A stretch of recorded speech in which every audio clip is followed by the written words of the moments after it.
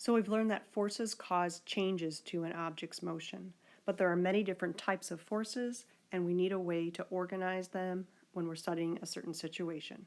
That's where force diagrams come in. So imagine an apple that is held in the air and then released. What's causing that apple to begin to change its motion once it's released?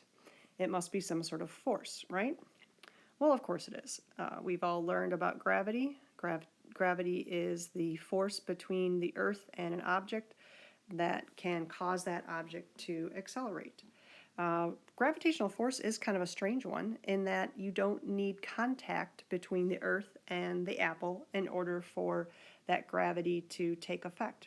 That's kind of weird. I mean, most forces we think about a push or a pull, there's contact.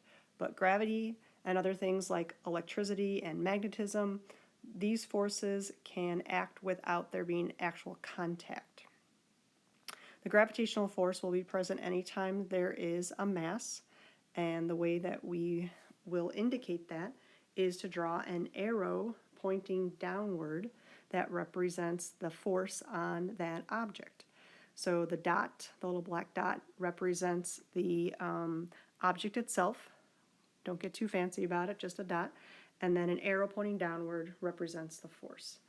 And in this case, the force of gravity is acting on the apple, and it is due to the interaction between the apple and the earth, so it's by the earth.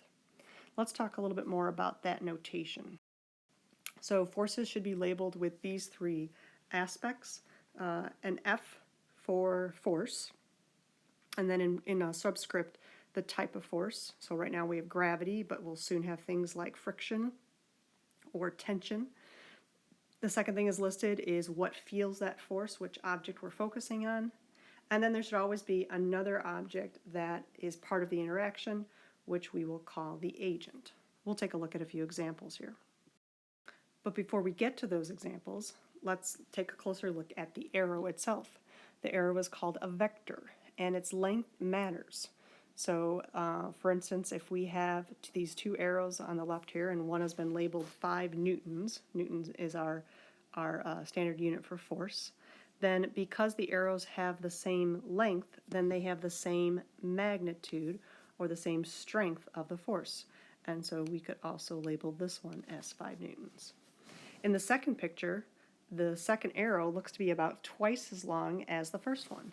And so we could infer that this is a 10 Newton force because, again, the length of the arrow represents the magnitude or the amount of force. All right, let's begin to look at some examples where there's more than just one force. So if someone is actually holding the apple in their hand, there has to be a second force acting on that apple. The apple, because it's not moving, is said to be in equilibrium. Equilibrium refers to the idea that whatever forces are acting on the object are balanced by equal and opposite forces. And that means that the object's motion is not changing. So either it's not moving at all, or it's moving with a constant speed. That would also mean no change to the motion.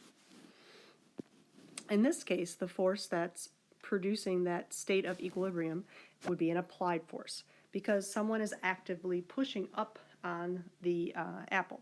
They're not pushing very hard, just hard enough to exactly equal the force of gravity, and we can represent that with a force diagram like the one below here. So the force of gravity that's on the apple exerted by the earth is exactly balanced by the force that is applied on the apple by the person. And we can indicate that equality by using the congruence symbols that we've learned in a math class. A similar situation is seen if we hang an apple from a spring and make sure that the apple again is not moving. The force that's counterbalancing the gravitational force is something called tension. Tension can be associated with a spring or with a rope or a chain, anything that's sort of extended and can pull on something. But notice this is an inanimate object that's pulling on it. Okay, the spring itself is not able to choose to push or to pull. It just responds to what's happening to it. And that's something to sort of keep in mind.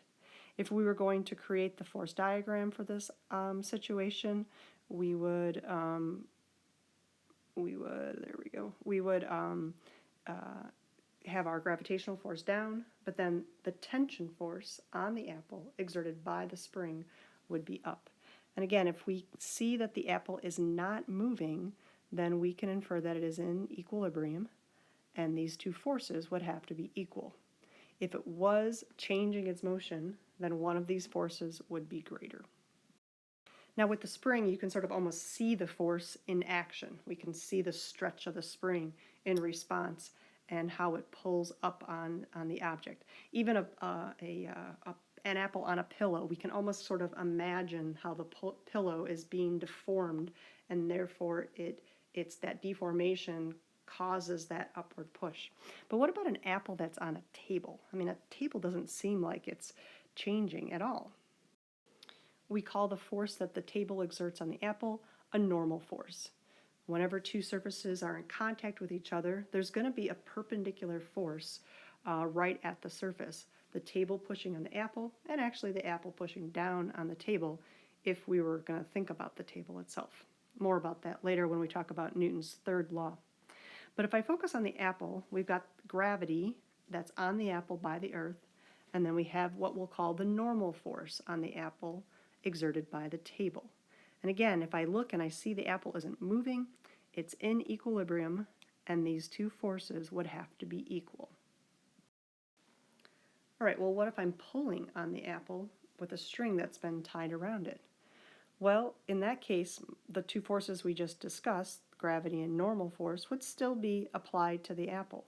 The apple is not moving up or down, and so those forces have to be balanced.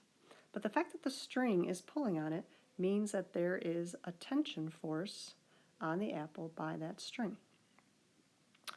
If the apple is sliding along the table, then the table exerts a second force on it in addition to the normal force.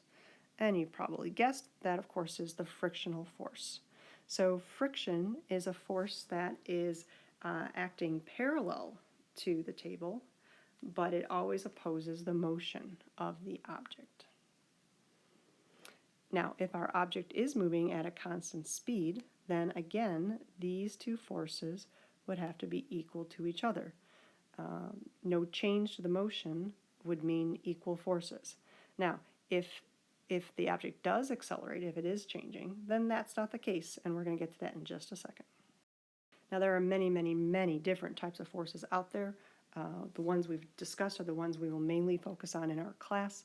But for example, you could look at a plane flying through the air, and the air does a whole lot of action to this plane.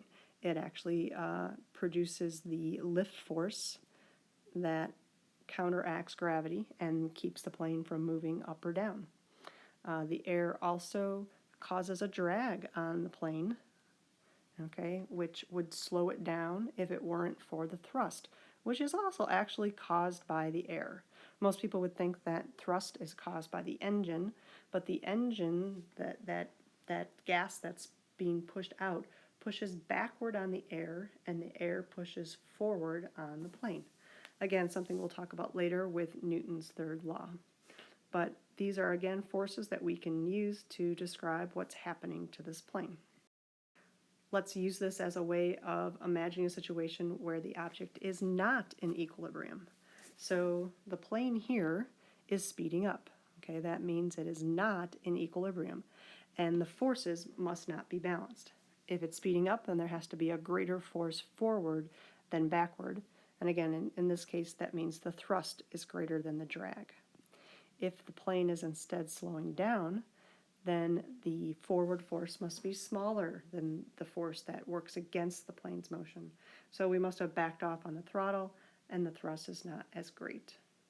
Notice again, though, how the diagram of the forces corresponds to whether the object's motion is remaining constant speed, or not moving, or whether the object is changing its motion.